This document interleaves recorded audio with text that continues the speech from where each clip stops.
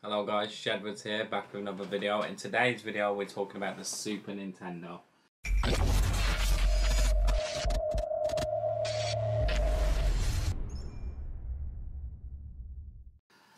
So I actually picked one of these up from the Doncaster game convention. As you guys know, if you've been watching the channel for a while, I've been collecting a lot of the older consoles. So, you know, during lockdown I got the PS1, PS2, PSP, and I just had to have one of these. So I've never actually owned one. This came out in 1991. My first console was actually a PS1, but I do always remember playing on my brother's Super Nintendo, so I had to get one. And to get it in the box is just even better. It just looks incredible. Look how long the box is as well. I tend to find with the newer consoles the boxes are a lot heavier. With the Super Nintendo, they kind of stretched out the box. It makes it like just a little bit lighter. As you can see, it is boxed, and this one comes with Super Mario World. I was actually quite surprised the fact that the game was actually in the box, because they don't always keep the games in the box. I mainly bought this console for the Mario and Donkey Kong series. Absolutely love those games. Most games have already been ported onto the newer consoles, but I thought it'd be nice to see it played, you know, on the console that it was made for. Look at this dazzling 3D graphics, spectacular colour, digital stereo sound, high-tech controllers, and includes Super Mario World. Look at that beautiful box.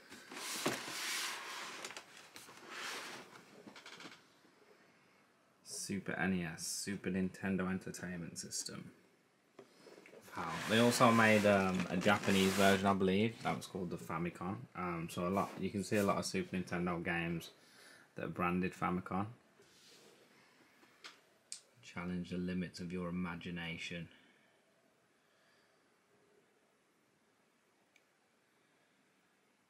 Distributed by Bandai.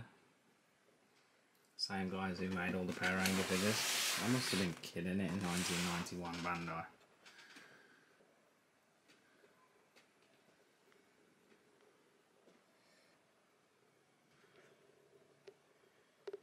Super Nintendo PAL version. I believe there was a Japanese version as well. It's called the Famicom, and this was made in 1991, guys. So I wouldn't have even been born when this came out. But the last couple of years I've been trying to collect as many consoles as I can. So obviously I had to have a Super Nintendo, and to have it in the box is just even better. I actually got this at quite a decent price as well, because these normally go for about $150 in the box. And I got it for like half that maybe. It still has the stickers on from the Christmas wrapping from 1991. Look at that, guys. I think that just adds to its character. Like, wow. Let me know, guys, did you have a Super Nintendo? And what were your guys' favourite games, and what were your favourite memories on the Super Nintendo? I think a lot of my audience is a bit younger, so they definitely won't remember this console. I wouldn't have even been born when this came out. But yeah, let's take a closer look. Also, don't forget to like and subscribe, guys, if you want more content like this, more live streams, let's plays, pretty much anything gaming related, and some random stuff as well thrown in the mix. Let's get into it. The box, we get the usual stuff, you know, the plug, the connector cables for the TV, just your basic stuff really that you get with every console. But I think I got a super good deal on this, and I'm happy to have it in the collection. Right, so in the box we got the console itself. Obviously, as you can see, it does have some slight yellowing on the front of the console, but it's kind of to be expected with a console that's, you know, it's not actually too bad, to be fair. Someone actually told me that you can actually get those stains out with some baking soda, but I think I'm just going to leave it as it is for now. If I can pick up like a better condition one, then I will, but it's not too bad. I've also been told that this is actually caused by leaving the console out in sunlight. And then also in the box we have this awesome controller, nostalgic controller. I actually gave this a go. I don't know whether it's the fact that I have an older TV or whether it's the controller itself, but When I was playing Super Mario World, it kept throwing me off buildings, so I have ordered some replacement controllers.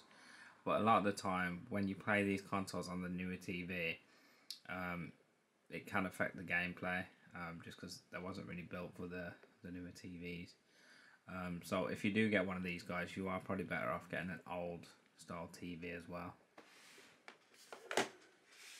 I love the splash of colour in the corner of the console and also on the controllers.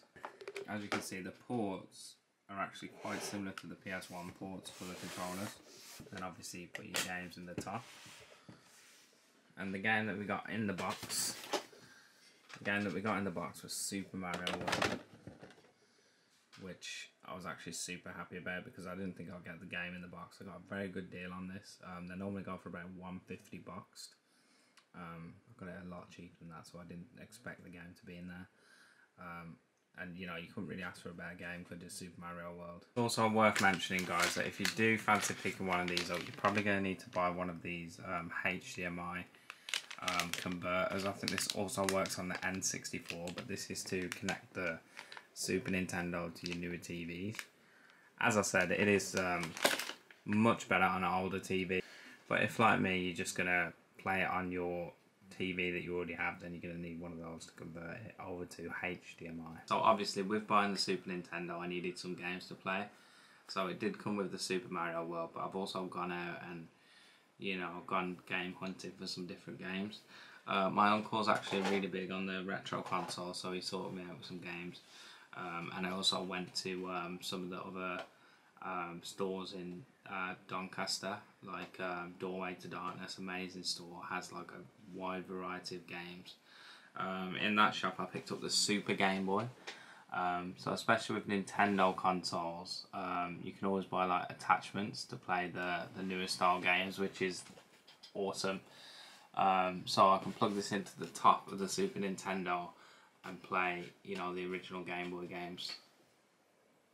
I think I do have a Game Boy somewhere, and I can play the Game Boy Advance games on the DS that I bought last year, but it's just nice to have just as a little attachment. So that's pretty cool. And when you plug this in, it does become the Super Game Boy, Super NES, which is awesome. And then when I was in Doncaster, I also picked up this, which is Super Mario All Stars, and this includes I think 4 different Mario games plus Super Mario World. So I don't actually need the copy of Super Mario World that I picked up, but I'm still going to keep it anyway, just because it comes in the box. And then we got this game, Star Wing, which is like it's like a flight game. I'm not sure who the characters are on the front, because you got like foxes and chickens and rabbits and stuff, but when I gave this game a go I didn't really see any of those guys on there, so yeah, interesting game. These games are actually becoming like a lot harder to find. If you can see them at a good price, guys, even if you don't have an NES, SNES, I would still pick them up. If you guys do like this kind of content, then let me know, and you know, I'll make some more videos like this, like pickup videos. I'm looking to really expand my gaming collection, so let me know, guys, what kind of content you want. We've got Donkey Kong Country, another classic. I'm going to have to put it in front of my eyes so it focuses. But yeah, again, guys, another classic game.